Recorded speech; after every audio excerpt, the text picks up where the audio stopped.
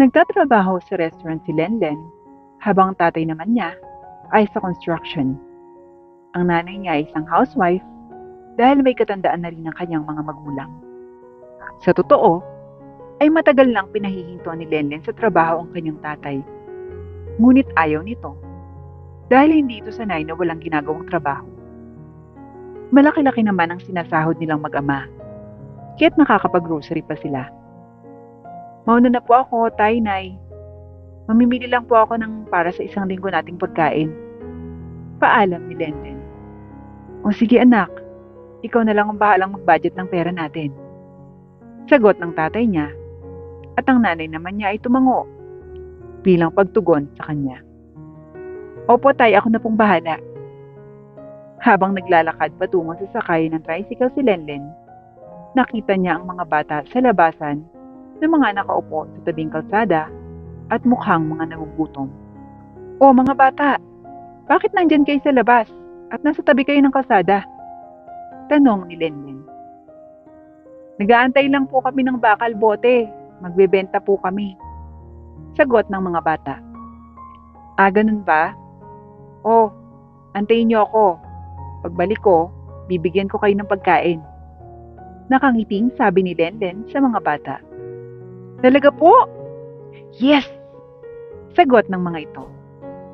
Sumakay na ng tricycle si Lenlen patungong grocery kung saan ay mura ang mga bilihin. Pagdating doon, kagad siyang kumuha ng kape, asukal, gatas, tinapay, ilang delata, mga candy, biskwit, sabon, shampoo, toyo, mantika, suka, frozen meat, at pati ilang noodles din. Pagkatapos magbayad, ay salamat, may natira pa. Bulong ni Lenlen sa sarili. Thank you ma, balik po kayo. Masayang sagot ng cashier. Halos isang oras lang naman, ay pabalik na kaagad si Lenlen. O mga bata, eto, 2 balot ng biskwit yung mga yan. Pati juice, maghati-hati kayo habang inaabot ni Lenlen ang mga pagkain. Salamat po ate, sagot ng mga bata. Masaya naman si Lenlen na masaya ang mga bata. Kaya't pagdating niya sa bahay, ay ipinagluto naman niya ang kanyang mga magulang ng ulam dahil nakasaing na rin ang kanyang tatay. Nay, tay, tara na pong kumain para po makainom na po kayo ng maintenance, pati po vitamins nyo. Paalala ni Lenlen. Masayang kumain ng pamilya at may kasama pang ang kwentuhan. Nay, kumusta naman po kayo dito sa bahay? Hindi po ba kayo naboboard kapag nasa trabaho kami ni tatay? Tanong ni Lenlen. Hindi naman anak.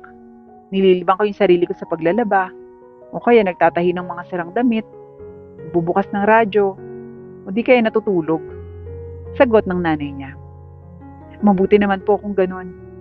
Eto ho kasing si tatay, ayaw pang tumigil sa trabaho para samahan na lang kayo. Alam mo naman yung tatay mo, lalo lang daw siyang manghihina kapag andito sa bahay. Natatawang sagot ng nanay niya. Oo nga po, nay eh. Hayaan na nga po natin. Nakabukas naman ang TV nila habang kumakain nang maibalita ang COVID-19. Aba anak, may sakit palang kumakalat at nagbabad niyang mag-lockdown. Naku, patay ang trabaho natin ngayon. Pag-aalala ng tatay niya. Naku, oo nga tay.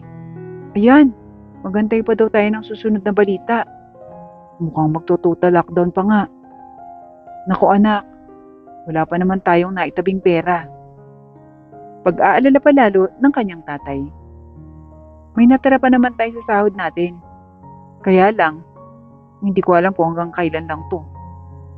Habang nakabantay naman sa balita, ay sigurado ng March 15 ay total lockdown na. Simula nang mag-lockdown, ay talagang tipid sila. Kaya lamang, ay hindi na rin sumapat ang pagkain at pera na natira noong huling sahod nila. Kaya't umaasa na lamang sila sa bigay na tulong ng kanilang barangay na bigas at ilang delata. Swerte na lamang kung may kasamang itlog pa ito. Tumagal pa ng tumagal ang kanilang sitwasyon hanggang sa nauso na ang community pantry, kung saan ay nakahain ng lahat ng relief goods. Ikaw na lamang ang bahalang kumuha ayon sa kailangan mo.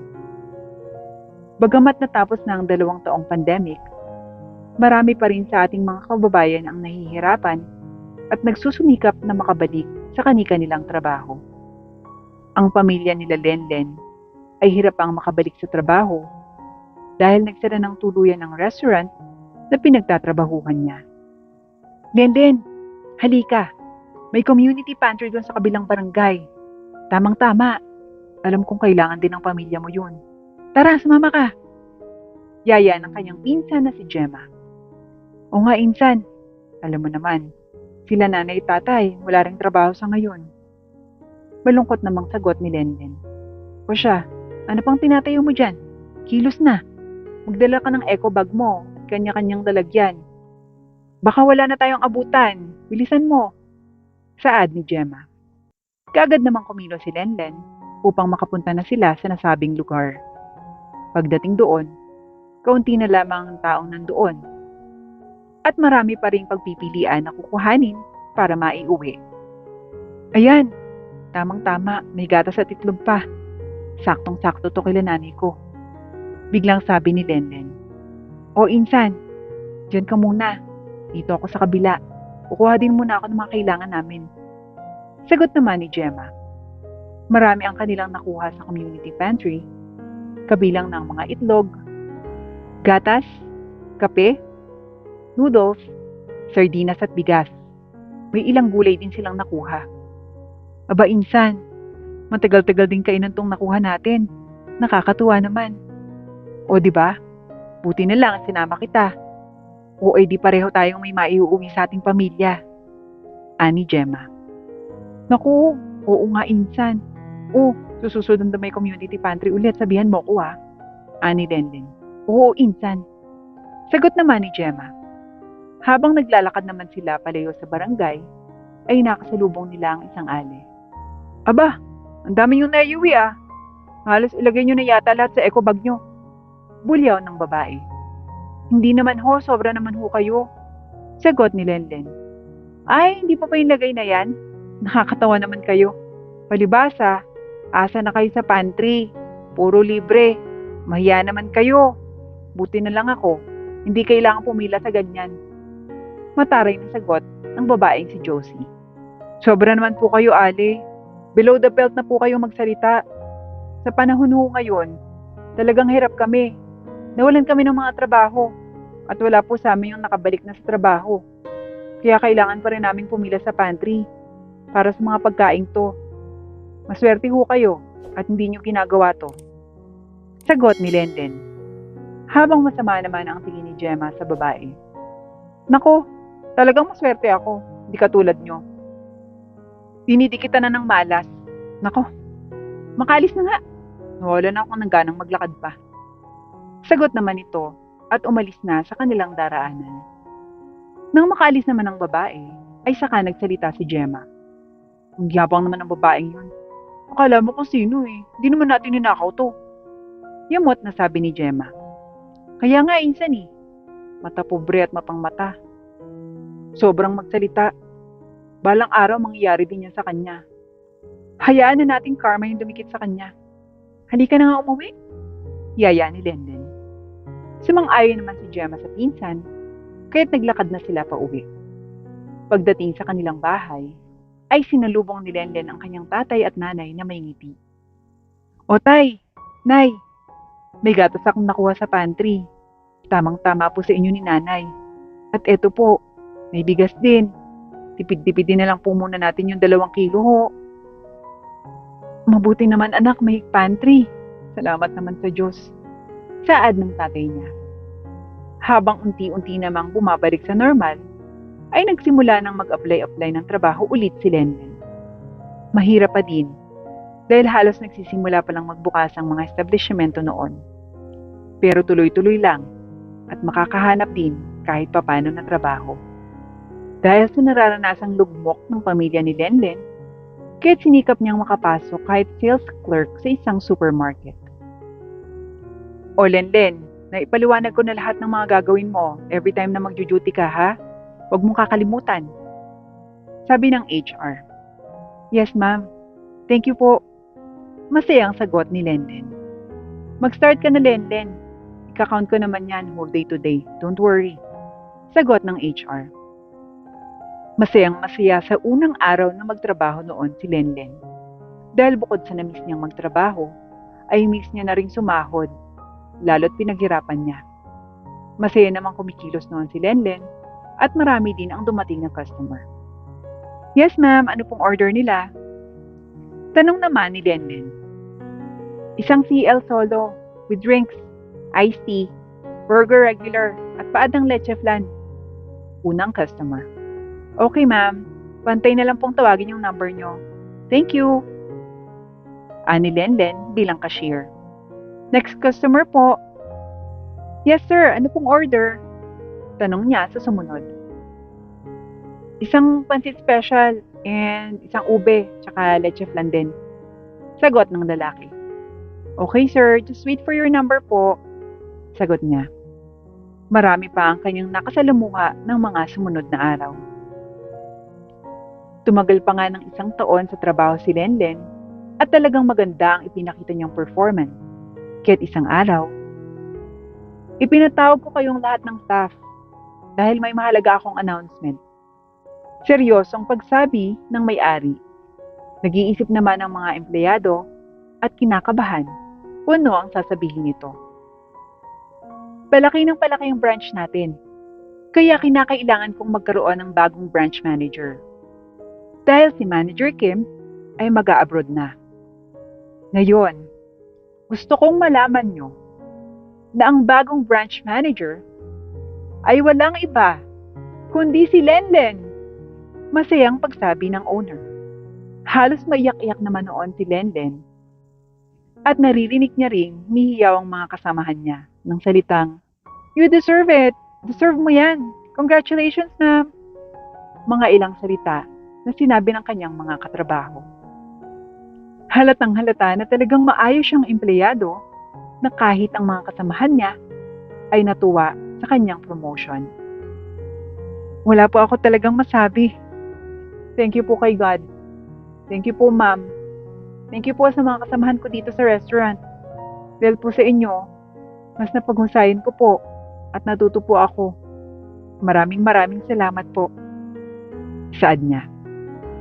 Simula noon, mas naging maganda at marami ang customers na dumarayo sa restaurant. Napakasaya noon ni Lenlen. Isang araw, isang masamang balita ang umugong. Ang kabilang barangay na dating nagtayo ng community pantry sa kanilang lugar ay nasunugan. Halos ilang kabahayan din ang natupok, kaya't sila ng kanilang mga kasamahan ay nagtulong-tulong upang makapagtayo at makakalap ng pera para sa mga nasunugan. Ma'am Lenlen, ito po yung pinaiikot nating box sa ating customer. Mukhang marami din pong magpapaabot ng kanilang tulong. Saad ng staff niya. Naku, mabuti naman kung ganon. Mukhang marami-rami tayong maibibigay na tulong sa mga nasunugan nito. Bukas ng umaga, wala ako dito sa restaurant. Kayong bahala ha. At tatawa ko sa pantry na itatayo natin.